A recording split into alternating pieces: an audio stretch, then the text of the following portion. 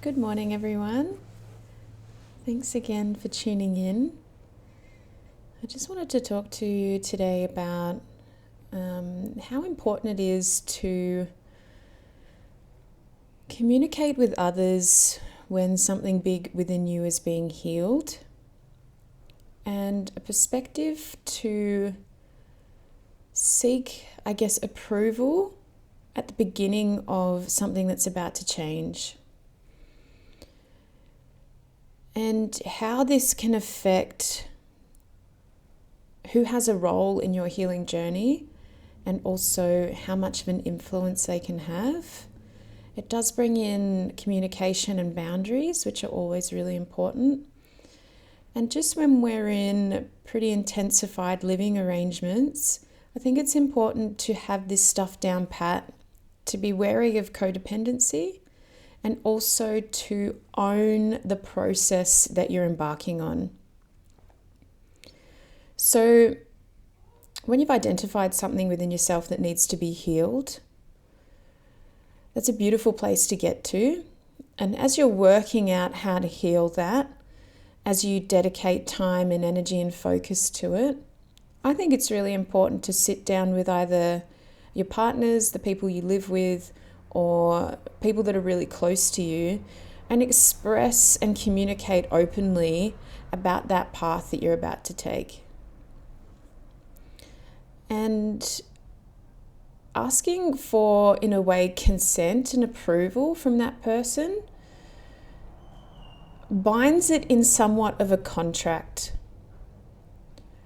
And it might go something like, hey, I've identified that this is a really big issue for me, and I'm going to dedicate a lot of my time to healing this, and this is how I'm planning to do it. I just wanted to know whether that's okay with you, and what kind of a part you wanted to play in that, and what kind of boundaries we can speak of as I go through that journey. I think that's important because that other person knows their role. Right? Because how much do we take on from the people that we live with or that we're intimately connected with? A lot. And if you're like me and you have tendencies of rescue and over responsibility and seeking control to try and contain fears, then it's important for me that I know my role in other people's healing journeys. Obviously, in a professional space, we have clear boundaries and we talk about a lot of it. But in an intimate space with my partner or my family or whatever it is, I think it's been really indicative of a successful healing journey when that conversation is had, whether it's from my point of view or from close friends and family. And talking about the capacity that other people have. So if it's my journey and I've decided I want to dedicate healing to it, and these are the tools that I have, or this is the resources that I have to give to it, I can also own the part of it that's mine. Most of it's mine. It's my responsibility to look after my own healing journey and talk about the boundaries with other people that are important.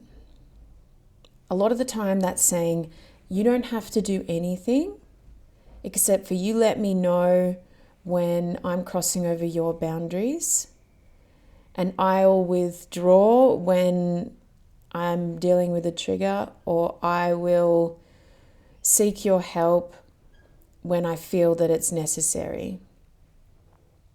Right, so owning that part of you and having clear ideas about when you can sit down with someone else to share and when it's not appropriate, how much they're willing to go through that with you, and how strong they feel and how big an issue it is, right?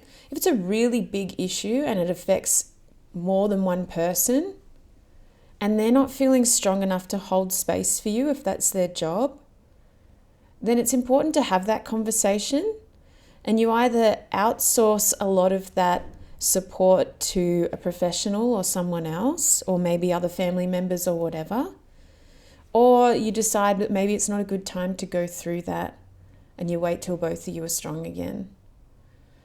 This greatly changes our levels of awareness around how much time and energy and capacity we have to go through something.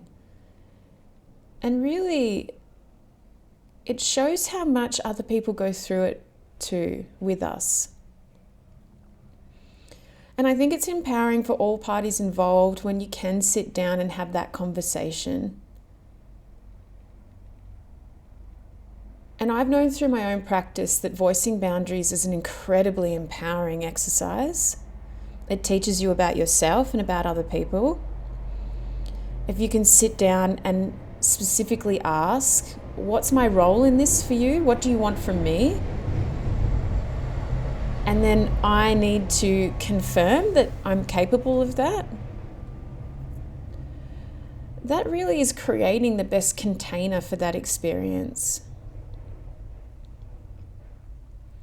Sometimes it's about saying, look, I've identified this really big issue for me, or I feel like I have to go into this trauma in detail. This is bigger than I am. I'm going to outsource a lot of this. You don't have to do anything. Just know that I'm going through something, and if you feel threatened in any way, or if I'm showing behavior that is manipulative in any way, please let me know. But I take full responsibility for that this is my issue, and I take responsibility for my own healing journey. And these are my intentions also. This is what I want out of it. This is the outcome. Because if someone really close to you can sit down with you and understand that you're about to go through something, and that your intentions aren't clear, and you're not looking for an outcome, then they can say, I'm a bit concerned about how long we're going to be in that space. And I don't want you to go through that unless you're going to heal, unless you're going to get better, right? Because sometimes it's risky, sometimes you'll get worse. And this greatly changes our awareness around when we dive in and how we dive in, and we're acknowledging that other people feel what we're going through. So particularly if you're living or in a relationship with empaths, sensitives, people that feel things, or even just people sharing a house, if we share in our vulnerability and acknowledge what's hard for us, it's not about, saying, hey, look, you're triggering me with that behavior. It's more about saying, I've decided to go through this courageously. Please know that I might be easily triggered, but I'll own that. So if I withdraw, it's because I need time to digest that. It's not about putting strict parameters on everyone and controlling them so that you can go through it. No, it's about checking in with people and making sure that they're at capacity to deal with someone going through something deep, heavy, intense, particularly in the current environment, particularly when there's so much collective experience. We're all getting closer to each other. I know it feels like we're being ripped apart, but we're actually connecting in a different way. I believe soon we'll be deeply connected, intuitively, in a different space. As we personally evolve and we get sent through this pressure chamber and we learn about who we are in a greater sense, not just who we are in the material world and in our logical mind, who we are deeply connected to each other. And I do believe this will birth huge changes in individual intuition and collective connection. And it will mean we'll feel more and we'll be able to tune in, and that we'll be experiencing things on a different plane and a different way beyond just 3D material world. We have to come in with full acknowledgement that owning our own stuff is important, to protect others, first and foremost. And we cannot assume anymore that our behaviors, reactions, and actions, if they're done unconsciously and from deep subconscious programming,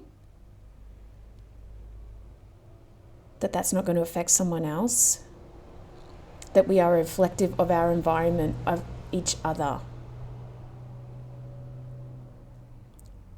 You've probably heard we're in this together. We are more than ever before. The depths of how connected we are becoming is so expansive. The building blocks towards making that a deeply enriching connection that benefits everyone is starting with the tools and the communication that leads to more awareness, speaking our truth, acknowledging our capacity and our boundaries, and having self-sovereignty first, filling up our own tank and our own cup so that we overflow with others. That represents such an amazing healing journey for each and every one of us and for the world. So please, if you're going to go through something, if something big is coming up for you, sit down and think about it and have a conversation with those around you. What can we all handle right now, and in what capacity? What role do we have in each other's journey? Seek approval and consent. How much of that do you want to outsource, and to whom? Is this the right time? Do I have the strength for this? Do you have the strength for this? And go from there. Most of the people I work with, I get them to a place of more energy, better routine, better sleep cycles and nutrition before we go near any trauma. Right? The mind needs to be clear, the system needs to be strong. If you're deficient and you're feeling weak, it's not the time. Prioritize your self-care and your body first, and then go after the deeper mind space, emotional parts of where you need healing.